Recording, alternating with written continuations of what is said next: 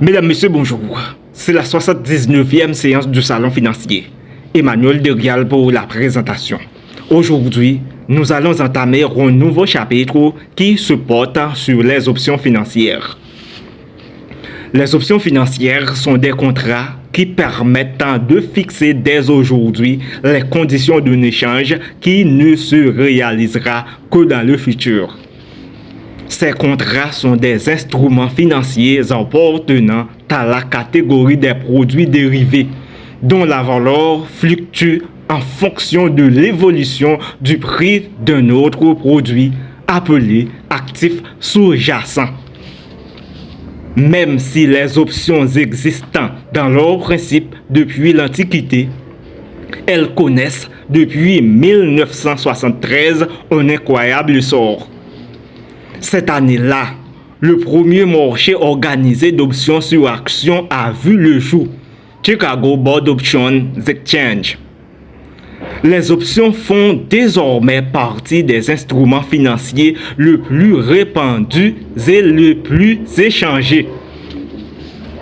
Les options sont des outils de gestion des risques particulièrement utiles. À ce titre, la plupart des grandes entreprises y ont recours. Grâce aux options, ces entreprises peuvent, par exemple, se protéger efficacement contre le risque de change qu'elles courent du fait de leurs activités internationales. Les options peuvent également être utilisées pour couvrir un risque lié aux fluctuations des taux d'intérêt ou de cours boursiers. Elles permettent également de gérer efficacement le risque de crédit ou le risque climatique. Leur intérêt ne s'arrête pas là.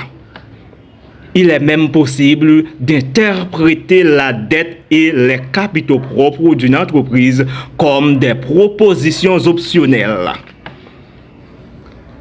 Avant d'étudier l'utilité des options pour la finance d'entreprise, il est nécessaire d'en présenter le fonctionnement et les caractéristiques. La compréhension des stratégies de base reposant sur l'utilisation des options est également requise, de même que celle des facteurs influençant leur valeur. Il sera ensuite possible de montrer comment la structure financière d'une entreprise peut être interprétée à l'aide des options. Il est ainsi possible non seulement de mieux appréhender les conflits d'intérêts potentiels entre actionnaires et créanciers, mais aussi de valoriser les titres de dette risqués. Qu'est-ce qu'une option? Une option offre à son détenteur le droit et non l'obligation d'acheter ou de vendre à une date future spécifiée un actif qualifié d'actif sous-jacent à un prix fixé au moment de la conclusion du contrat. Il existe deux types d'options selon que celle-ci permet d'acheter, on parle d'option d'achat ou de call, ou de vendre, on parle d'option de vente ou de put, l'actif sous-jacent. Les options les plus répandues sont celles qui ont pour actif sous-jacent une action. Une option sur action donne le droit à son détenteur d'acheter ou de vendre cette action dans le futur à un prix fixé aujourd'hui. Les sous-jacents des options sont très variés.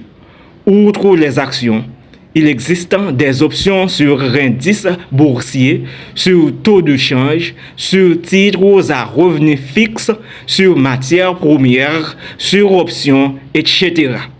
Merci de nous avoir prêté attention. Au revoir.